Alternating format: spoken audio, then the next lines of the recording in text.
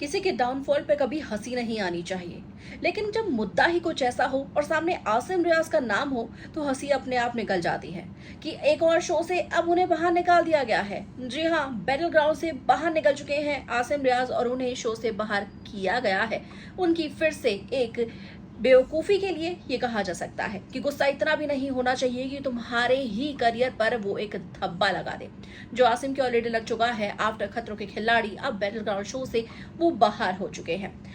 ये खबर सच मानी जा रही है कि जो आज एक्चुअली कल जो शूट हुआ था थर्सडे का, उस थर्सडे के शूट में अभिषेक मल्हान भी सेट पर मौजूद थे, यानी कि बैटल ग्राउंड के मेंटोर।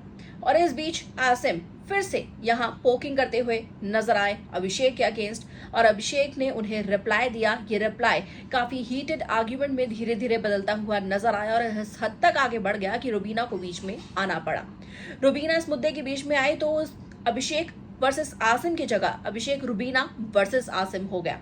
ये आर्ग्यूमेंट हद से ज्यादा आगे बढ़ गई कि बैटल ग्राउंड शो को रोकना पड़ा, शूटिंग को रोकना पड़ा। जी हाँ, लड़ाई इतनी ज्यादा बढ़ गई थी कि शूटिंग भी रोकनी पड़ गई, उसे दिखाया भी नहीं जा सकता था, कैमरा में रिकॉर्ड कर ऑडियंस तक पहुंचाया भी नहीं जा सकता था।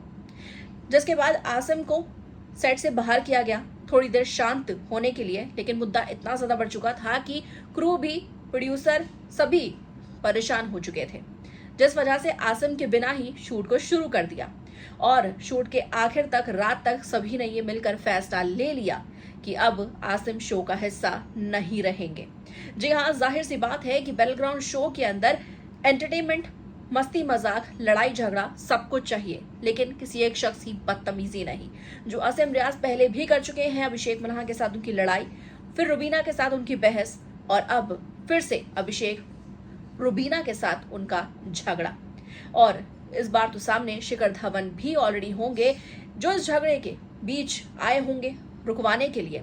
और आसिम अभिषेक के झगड़े को पहले भी देखा जा चुका है बैटल ग्राउंड के शो में, जिसके बाद नेक्स्ट वीक दोनों की भी थोड़ी शांति भी बनी नजर आई जब वीडियो कॉल पर थे अभिषेक, एक अपने शोल्डर के डिसलोकेट होने के कारण। लेकिन अब वापस जब शूट पर वो पहुंचे हैं, फिर से वो लड़ाई झगड़ा हुआ है, जो कहीं ना कहीं एक आसिम के अंदर ये कमी है। वो खुद भी कहते हैं कि मैं बहुत अग्रेसिव हो जाता हूँ, और यही अग्रेसिव उनका होना, ये एरोगेंस, एक्चुअली अग्रेसिव नहीं, वो एरोगेंस ज्यादा है उनके अंदर, और वही उनके लिए एक डाउनफॉल का रीजन बन चुका है कि एक और शो से अब उन्हें बाहर कर दिया गया। क्या कहेंगे इसके ऊपर आप सभी कमेंट करके मैं जरूर लेकर बताइएगा। वीडियो को लाइक शेयर, चैनल को सब्सक्राइब के बिना बिल्कुल भी ना जाए।